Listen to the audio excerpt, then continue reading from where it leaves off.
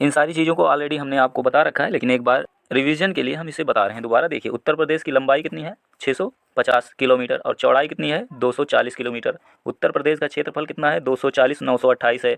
उत्तर प्रदेश का क्षेत्रफल कितना है? 240 928, ऐसे याद करना आप। तो देखिए 240 यहाँ भी है, 240 यहाँ है, इसकी चौड़ाई तो 240 928, इसको इसी तरह से याद रखना। और उत्तर प्रदेश का जनघनत्व कितना है? 8, मान लीजिए यहाँ से 829, इसको उल्टा कर देंगे तो जनघनत्व निकल जाएगा। और उत्तर प्रदेश 7.33% पूरे भारत का लेकर रखा है। तो उत्तर प्रदेश का क्षेत्रफल 240 928 कितना है? 3287 का 3287 263 का कितना है? 7.33%। उत्तर प्रदेश में भारत की कितनी जनसंख्या निवास करती है? 16.5%, लगभग 16.5% जनसंख्या निवास करती है भारत के 7.33% भूभाग पर। ठीक है, तो इसको थोड़ा सा आप लोग ध्यान दीजिएगा। उसके बाद उत्तर प्रदेश के उत्तर में किस पर्वत श्रेणी का विस्तार है? तो शिवालिक है। उत्तर में शिवालिक है और दक्षिण में विंध्य श्रेणियाँ हैं। ठीक है, विंध्य श्रेणियाँ हैं। और उत्तर प्रदेश प्राचीनतम भूखंड गोंडवाना लैंड का हिस्सा है। आपने पढ़ा होगा भूगोल में, गोंडवाना लैंड, अंगारा लैंड। अंगारा लैंड से जो है ऊपर वाले हिस्से बने हैं भूमध्य रेखा के, लगभग वही चीज़ें हैं। और उसके बाद नीचे सारा गोंडवाना लैंड का बना हुआ है। तो भारत का जो है प्रायद्वीपीय पठार गोंडवाना लैंड का हिस्सा है। ठीक है, उत्तर प्रदेश के दक्षिण में स्थित पठारों का निर्माण किससे हुआ है? विंध्य क्रम की शैलों से, इसीलिए हम इसे विंध्य श्रेणी के नाम से जानते हैं। तो पूछे कभी किस शैलों से निर्माण हुआ है? तो विंध्य क्रम की शैलों से इसका निर्माण हुआ है। ये चीज़ आप आराम से समझ लीजिएगा। फिर गंगा यमुना मैदान में नवीन कांप निक्षेपों को क्या कहते हैं? खादर कहते हैं। नई कांप निक्षेप जो आती है उसे खादर कहते हैं। देखिए, अगर ना समझ में आ रहा हो, खादर बांगर कन्फ्यूजन हो रहा हो, तो खादर मीन्स आप खाना मान लीजिए। तो खाना हमेशा हम ताज़ा खाते हैं। नवीन जो हर साल नदियाँ नई नई मिट्टी लाकर जमा करती हैं उसे खादर कहते हैं, यानी ताज़ी हो जाती है, ताज़ा खाना खाते हैं। और गंगा यमुना का प्राचीन कांप उसे कहते हैं जहाँ तक अब नदियों का पानी नहीं पहुँच पाता है, कभी पहुँचा हुआ था। ठीक है, तो उसे बांगर कहते हैं। तो बांगर मीन्स आप याद कर लीजिएगा, या बांगर मीन्स बासी। ठीक है, यूपी में आपको पता होगा बासी मीन्स पुराना, और ताज़ा मीन्स नया, आपको पता ही होगा। तो ये तो आपको पता ही होगा, बासी और ताज़ा, इससे थोड़ा सा रिलेट करके आप याद कर पाएंगे, इसलिए मैं बता रहा था। बाकी तराई क्षेत्र का वह उत्तरी भाग जहाँ कंकड़, पत्थर और मोटे बालू के निक्षेप मिलते हैं, भावर क्षेत्र है। ऐसे ही एग्जाम में भी पूछेगा आपसे, तो कोई बहुत कठिन एग्जाम में नहीं आएगा। जो यहाँ से मैं बता रहा हूँ उससे ईजी ये हर चीज़ें आएंगी। तराई क्षेत्र की भूमि कैसी होती है? समतल, नम और दलदली होती है। ठीक है, उत्तर प्रदेश का विशाल मैदानी क्षेत्र गंगा, यमुना और गंडक नदियों के मध्य में पाया जाता है। ठीक है, यमुना और गंडक नदियों के मध्य अवस्थित है। बीहड़ों का निर्माण किस नदियों के किनारों पर हुआ है? तो चंबल और यमुना। ठीक है, सबसे ज़्यादा चंबल, उसके बाद यमुना। बुंदेलखंड की पठार की औसत ऊंचाई 300 मीटर है। ठीक, बिंडम जलप्रपात कभी कभी पूछ लेता है, कहाँ है? तो मिर्ज़ापुर में बिंडम जलप्रपात है। उसके बाद अगला क्वेश्चन है, चंबल, बेतवा और केन किस नदी में और किस ओर से मिलती हैं? देखिए, यमुना में दाहिने से मिलती हैं, आपको पता ही होगा, यमुना इसे बह के जाती है, फिर यहाँ गंगा आती है, तो गंगा से यमुना यहाँ पर मिलती है प्रयागराज में, और ऐसे जाके चंबल, कौन कौन सी? चंबल, ठीक है, इटावा में, और बेटवा हमीरपुर में, ठीक है, और केन बांदा में जाकर यमुना से मिलती है। तो ये चीज़ हम अगले सेशन में कवर करेंगे। अगला वीडियो यही जो है आएगा नदियों वाला, और यकीनन मैं सब याद करवाने की गारंटी लेता हूँ कि अगली वीडियो में सब कुछ याद करवा दूंगा कि कौन सी नदी कहाँ निकलती है और किस नदी से कहाँ मिलती है, इस चीज़ को मैं याद करवा दूंगा ट्रिक से। भारत में मृदा अवनलिका क्षरण से सर्वाधिक प्रभावित क्षेत्र है चंबल घाटी क्षेत्र, ये तो आपको पता होगा। फिर हम देख लेते हैं थोड़ा सा और आगे है कि उत्तर प्रदेश की जलवायु कैसी है। ठीक, तो ये आप समशीतोष्ण उष्णकटिबंधीय, समशीतोष्ण उष्णकटिबंधीय। और ग्रीष्म ऋतु में प्रदेश के दक्षिण भाग में अधिक तापमान होने का कारण क्या है? कि अपना उत्तर प्रदेश का ये दक्षिणी भाग, ठीक है, ये बुंदेलखंड वाला जो है कर्क रेखा, आपको पता होगा मध्य प्रदेश से होकर जाती है, कर्क रेखा के पास नज़दीक है, इसलिए यहाँ पर गर्मी ज़्यादा होती है। ठीक, सिंपल सी बात है। इस ये ग्रीष्म काल में प्रदेश में बहने वाली शुष्क पछुआ पवनों को लू कहते हैं, ये तो पता होगा। बाकी बंगाल की खाड़ी से आने वाले मानसून को पूर्वा कहते थे, लेकिन अभी आपको मैंने ऊपर बताया कि अब ये मानसून उत्तर प्रदेश में बहुत कम मात्रा में, लगभग 10% के आसपास ही आता है। ठीक है, अब ज़्यादा हमारी वर्षा जो हो रही है दक्षिण पश्चिम वाले मानसून से हो रही है। प्रदेश में बंगाल की खाड़ी के मानसून का प्रवेश किस दिशा में होता है? पूर्व और दक्षिण पूर्व से, या तो डायरेक्टली पूर्व से आता था या दक्षिण पूर्व से। ठीक है, लेकिन अब उत्तर प्रदेश में 89% वर्षा जो है दक्षिण पश्चिम वाले मानसून से हो रही है, तो इसको थोड़ा सा ध्यान रखना। प्रदेश में होने वाली संपूर्ण वर्षा का कितना प्रतिशत बंगाल की खाड़ी वाले मानसून से होता है? तो पहले देख लीजिए, यही डेटा था, तो इसीलिए मैंने इसको बताया आपको ताकि याद रहे। अब ये डेटा गलत हो गया है, ठीक है, क्योंकि 2018 में नया आंकड़ा आ गया है। तो 89% वर्षा कहाँ से हो रही है? ये हो रही है पश्चिम दक्षिण वाले मानसून से। ज़्यादा बार रिपीट कर रहा हूँ ताकि आराम से आपको याद हो जाए, याद न करना पड़े। सर्वाधिक वर्षा किस भाग में होती है? पूर्वी मैदान के तराई क्षेत्र में, ठीक है। देखिए पूर्वी मैदान के तराई क्षेत्र में मतलब सबसे ज़्यादा वर्षा गोरखपुर में ही होती है। तो गोरखपुर आपको पता होगा ये उत्तर प्रदेश के पूर्वी मैदान का तराई क्षेत्र में आता ही है गोरखपुर यहाँ पर, ठीक है। तो पूर्वी मैदान हो गया और इसका यहाँ ऊपर वाला तराई क्षेत्र हो गया, तो यहीं सबसे ज़्यादा वर्षा होती है। तो इस चीज़ को आप थोड़ा सा समझने की कोशिश कीजिए। प्रदेश में शीतकाल और ग्रीष्मकाल में कैसी वर्षा होती है? देखिए शीतकाल में जो वर्षा होती है वो चक्रवाती वर्षा होती है। ये भूमध्य सागर से, ठीक है, अपने यहाँ आती है, ठीक है, भूमध्य सागर से।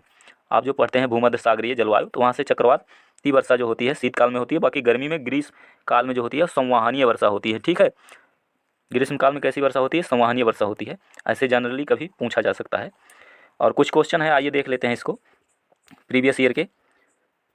तो जैसे फर्स्ट क्वेश्चन है कि निम्न में से प्रदेश का कौन सा जनपद उत्तराखंड, हरियाणा और हिमाचल प्रदेश के साथ सीमा साझा करता है? तो आपने अगर ये वीडियो देखी होगी प्रीवियस वाली, जहाँ पर मैंने ये सीमाओं को बताया था, तो सहारनपुर है, ठीक है। सहारनपुर 3 राज्य से सीमा साझा करता है, ठीक है। यूके से, किससे? यूके से, एचपी से और एचआर से। तो इसे बार बार रिपीट करते रहेंगे तो याद हो जाएगा। क्षेत्रफल के घटते क्रम में सही विकल्प का चयन कीजिए। तो ये भी हमने आपको बताया था, राम महान आप, राम महान आप, ठीक है। ये ट्रिक मैंने बताया था आपको, राम महान आप, ठीक है। तो राम से रा से राजस्थान, माँ से मध्य प्रदेश, महान से महाराष्ट्र और आप से आप उत्तर प्रदेश वाले। तो सबसे बड़ा है राजस्थान, उसके बाद मध्य प्रदेश, अब महाराष्ट्र, फिर उत्तर प्रदेश। तो ये चीज़ें राजस्थान, उसके बाद मध्य प्रदेश, फिर महाराष्ट्र, फिर उत्तर प्रदेश, राम महान आप। तो इसको अगर पता है, देखिए मैं बता रहा हूँ इसलिए समझा समझा के थोड़ा टाइम लग रहा है, आप डबल स्पीड में कर लीजिएगा। लखनऊ की सीमा किसे स्पर्श नहीं करती है? तो देखिए लखनऊ है, तो लखनऊ पूछा जा सकता है, राजधानी है, तो कितने ज़िलों से लखनऊ की सीमा लगती है? तो देखिए बलिया, कोई ऐसे मूर्ख होगा वो भी जानता होगा कि बलिया यहाँ पड़ती है उत्तर प्रदेश के बिहार वाली सीमा पर, तो ऐसे ही देगा, कोई बहुत ज़्यादा वो नहीं देगा। बाकी उन्नाव, हरदोई, बाराबंकी, ठीक है। तो ये सारी चीज़ें जो है लखनऊ से टच करती हैं। बाकी अगला क्वेश्चन है कि पश्चिम में कौन सी नदी काफ़ी हद तक उत्तर प्रदेश की सीमा निर्धारित करती है? तो अभी मैंने कितनी बार आपको बताया है कि यमुना नदी पश्चिमी सीमा निर्धारित करती है और पूर्वी सीमा गंडक नदी। उत्तर प्रदेश के भावर क्षेत्र में किस प्रकार की मृदा पाई जाती है? तो भावर वाले क्षेत्र की बात कर रहा है, ककरीली पथरीली, ठीक है। और यहीं तराई की बात करता है तो दलदली मृदा, ठीक है। उसके बाद प्रदेश में किस जिले में सबसे कम वर्षा होती है? सबसे कम वर्षा देखिए यहाँ मथुरा बताएगा, ठीक है। लेकिन अब मथुरा नहीं है, अब कौन सा है? अब रायबरेली है, ठीक है। वही रायबरेली जहाँ पर रेल कोच फैक्ट्री है और रेल पहिया का कारखाना है, ठीक है, वही रायबरेली। जहाँ पर सोनिया गांधी चुनाव लड़ती हैं, ठीक है, वही रायबरेली है ये। तो थोड़ा सा इसको ध्यान देना, ठीक है। उसके बाद का उत्तर से दक्षिण सही क्रम क्या है? देखिए निम्न जिलों का उत्तर से दक्षिण सही क्रम, तो अगर आपको थोड़ा सा, मैंने जो वीडियो में समझाया था कि सिद्धार्थ का जन्म कहाँ हुआ था? लुम्बिनी में हुआ था। और सिद्धार्थ लुम्बिनी में हुआ था, लुम्बिनी कहाँ है? नेपाल में है। तो सबसे उत्तरी जिला सिद्धार्थ नगर ही हो जाएगा। तो सिद्धार्थ नगर यहाँ सबसे आगे है, तो यही होगा। उसके बाद संत कबीर नगर, ठीक है, पडरौना, फिर अम्बेडकर नगर। अम्बेडकर नगर का मतलब देखिए अम्बेडकर नगर जिला है, ये पड़ता है अयोध्या जिले के पास। उसके बाद संत रविदास नगर भदोही, ठीक है, भदोही जो सबसे नीचे पड़ता है, ठीक है, भदोही। तो इस तरीके से आप आराम से इसे कर पाएंगे। अगर हमारी प्रीवियस वीडियो देखा होगा आपने तो ईजिली आपको कोई दिक्कत नहीं हो रही होगी। निम्न नगरों का भौगोलिक क्षेत्रफल की दृष्टि से सही घटता क्रम क्या है? तो आपको मैंने बताया था, देखिए पुराना है तो इसमें कुछ डेटा बदल गए हैं कि इसके बाद नए ज़िले बने हैं। तो सबसे छोटा ज़िला मैंने क्या बताया था आपको? हारबी, कौन सा मैंने ट्रिक बताया था? हारबी, हारबी गज सुंदरी। क्या बताया था? हारबी गज सुंदरी। तो इससे क्या होगा कि हा मीन्स हापुड़, सबसे छोटा जिला हापुड़ है। उसके बाद रवि मतलब संत रविदास नगर भदोही, ठीक है। तो सबसे जिला छोटा भदोही है। फिर गज से गाजियाबाद, उसके बाद सुंदरी से मतलब सुंदर सांवली, मैंने बताया था, सॉरी सांवली, ठीक है। सांवली से क्या हो जाएगा? सांवली से शामली होता है, ठीक है। शामली से शामली, शामली जो है अपने उत्तर प्रदेश का सबसे पश्चिमी जिला है, तो इसको भी ध्यान देना। तो इसलिए शामली 4 नंबर पर आता है जो कि उत्तर प्रदेश का सबसे पश्चिमी जिला है। उसके बाद अगला क्वेश्चन यहाँ था नीचे कि उत्तर प्रदेश किस जिले में सर्वाधिक वर्षा होती है? तो अभी गोरखपुर सही बना हुआ है, उसमें कोई चेंजिंग नहीं हुई है, ठीक है। निम्न में से कौन क्षेत्रफल के बढ़ते क्रम की दृष्टि से सही है? ठीक है, क्षेत्रफल के बढ़ते क्रम की दृष्टि से सही है। तो इसके लिए भी आप सबसे बड़ा क्षेत्रफल में क्या आएगा? सोनभद्र। ठीक है, सोनभद्र ही सबसे बड़ा है। मैंने क्या बताया था आपको? लख सोना, लख सोना, लख सोना हर सीता, हर सीता, ऐसे आप 4 बार रटिएगा, लख सोना हर सीता, तो आपको आ जाएगा। लख से लखीमपुर खीरी, लखनऊ नहीं, सबसे बड़ा जिला है लखीमपुर खीरी।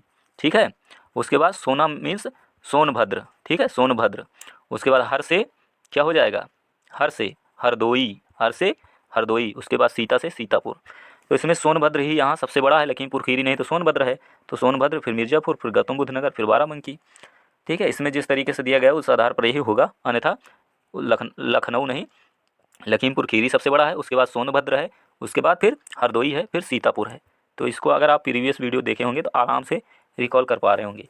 सोनभद्र जिले को स्पर्श करती है, सोनभद्र जिले को 4 राज्य की सीमाएं स्पर्श करती हैं, ये तो आपको वैसे भी पता होगा, बहुत बार क्वेश्चन आता है और बहुत ईजी है। उत्तर प्रदेश का कौन क्षेत्र आद्यकल्प की प्राचीनतम शैलों से निर्मित है? तो विंध्याचल। ठीक है, विंध्याचल।